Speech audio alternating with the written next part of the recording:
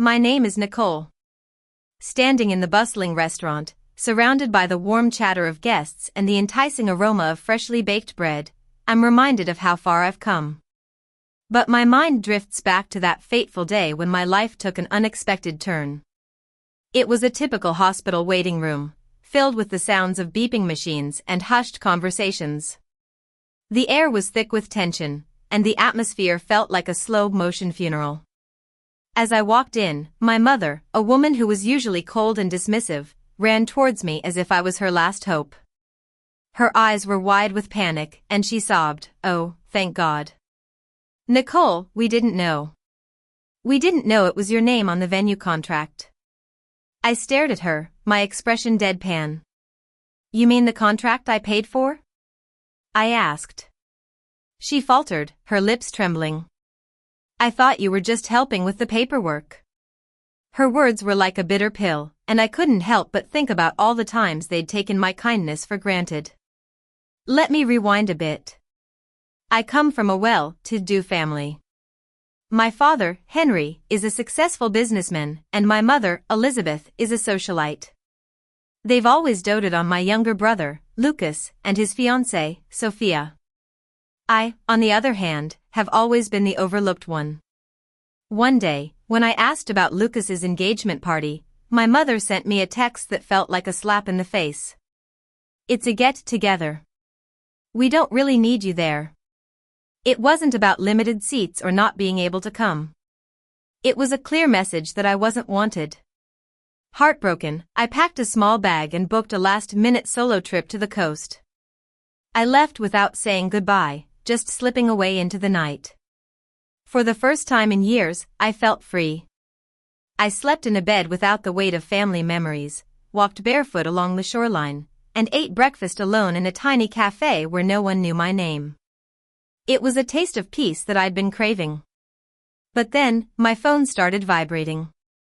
Calls and messages flooded in from my mother, father, and even Sophia.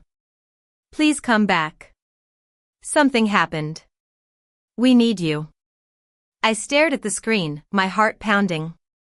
I was unsure whether to be afraid or vindicated. Then, a message from my cousin, Lily, came in. "They should have never treated you like that. Now they're begging you to come home. You need to see this." That's when I knew something had gone terribly wrong at the party. By the time a video came through, I had dozens of missed calls. The video was only 12 seconds long, but it was enough to shock me. My mother was screaming, the phone was shaky, and behind her, flames were licking the sky. Guests were crying, and Lucas was bent over in a tux, throwing up beside a burning archway. I recognized the garden. It was the family estate, the one my parents had always claimed they couldn't afford to maintain, right before they helped Lucas buy his second home. The engagement party, which was supposed to be big, lavish, and full of sparkle, had gone up in flames. A voice memo from my father followed. His voice was rough, as if he'd aged 20 years in 10 hours. "Please. Just call me. We're all at the hospital. It's about your brother. And the police, they're asking for you." The word police made my jaw tighten. I remembered what I'd done 2 weeks ago. I'd signed a form and submitted a quiet legal document online in the middle of the night. They didn't know, not yet. If I was right, something they relied on, something huge, was now in my name. Suddenly, my solo trip didn't feel like an escape anymore. It felt like a countdown.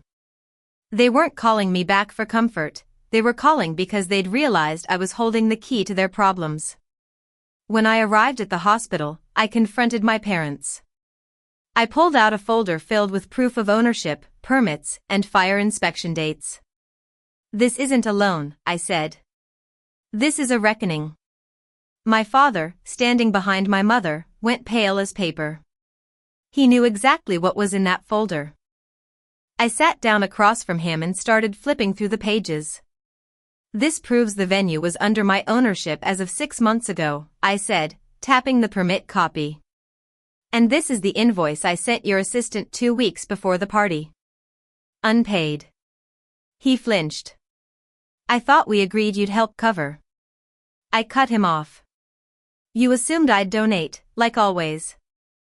Just like when you used my savings to help Lucas buy his first apartment, or when Mom told the lawyer to remove my name from Grandpa's estate, or when Ethan borrowed my car and crashed it into a tree.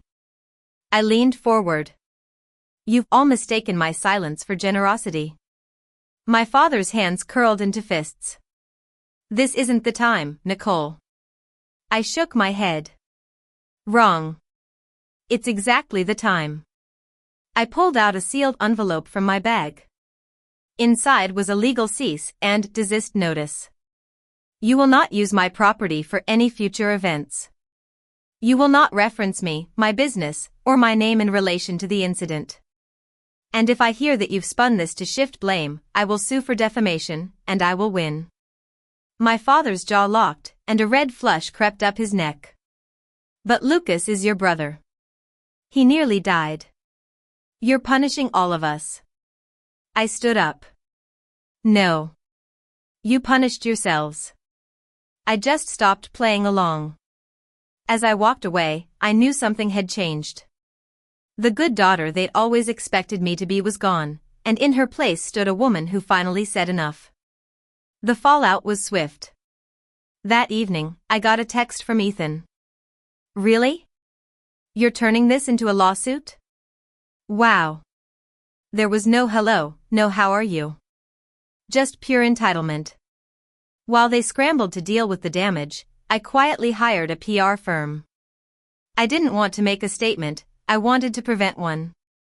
The venue's reputation needed protecting, and my name needed a firewall. The next morning, I received an email from the venue insurance rep. Hi Nicole, this is to confirm the incident was caused by faulty wiring brought in by an outside vendor your family hired. You are not liable. Best. I let out a breath I didn't know I was holding. The fire, the disaster, was all on them. 2 days later, my father showed up at the cafe where I sometimes worked. He sat across from me without ordering anything. We're not bad people, Nicole. We were just celebrating Lucas. We didn't mean to hurt you. I looked up from my laptop. You didn't mean to hurt me, Dad. You just didn't care if you did. By Friday, I did something I never thought I'd do. I reopened the restaurant. Not for business, not for guests, but for me. I lit a single candle in the center of table 7, the table I'd reserved for my family during the grand opening, the one that had always stayed empty. I sat down with a plate of lemon pasta, a glass of wine, and the silence that tasted like healing. The door was locked, the music was soft jazz, and the air was warm. Every flicker of the candle reminded me that they'd missed out on this. They'd chosen to prioritize Ethan's job over my life. That weekend, I posted an update on my business page. To everyone who's ever been overlooked, unseen, or erased, this place is for you. We're reopening next Friday. Soft music, real food, no fake smiles. Come as you are. Nicole. The post exploded. Comments, shares, and emails flooded in. People told me how they'd been the black sheep, the forgotten sibling, the backup friend. They said they'd be there. For the first time in years, I felt whole. The line wrapped around the block. Strangers, old classmates, single moms with toddlers, and gray-haired couples all waited for a table at my place. Mid-shift, my phone buzzed. It was a photo from Lily. It showed my parents' house. Ethan was standing at the porch, Lucas was pacing in the background, and my mother was sitting on the steps, her head in her hands. The caption said, "They're fighting again. Mom keeps saying, you should have invited them tonight." I stared at the image. The people who'd never supported my dreams now wanted to be a part of my success. But they were no longer the center of my world. I didn't reply. That night, as I locked the restaurant and stepped into the soft hum of city silence, I passed a woman waiting by the gate. She looked familiar, older, and tired, holding a wrapped box in her hands. "Nicole," she said. "I used to babysit you. Your mom told me you opened this place. I just wanted to see it once. I opened the door for her. Not every visitor from the past comes to take. Some come to remind you that you were always meant to rise. As she walked inside, her eyes filled with tears. 3 weeks later, a letter arrived. There was no return address, just my name handwritten in shaky ink. Inside was a single folded sheet. Nicole, we didn't realize what we were doing until you stopped answering.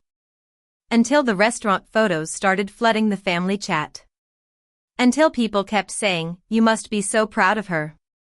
And we had to lie. We weren't there when it counted, and I don't expect forgiveness. But if you ever decide to let us sit at your table again, we'll come early, we'll stay late, and we'll bring our own chairs. Dad. I read it twice, then folded it neatly and placed it in the bottom drawer of my office. I didn't need to respond. Closure doesn't always come with a confrontation.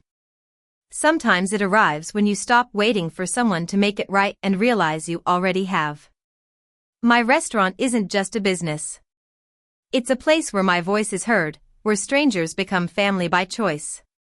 That Friday, a woman proposed to her girlfriend at table 5, and a man reunited with a daughter he hadn't seen in 12 years. Laughter spilled through the windows like music, and I stood at the back, my apron dusted with flour, tears in my eyes, not from sadness but from the stillness of knowing that I'd built a life that was truly mine.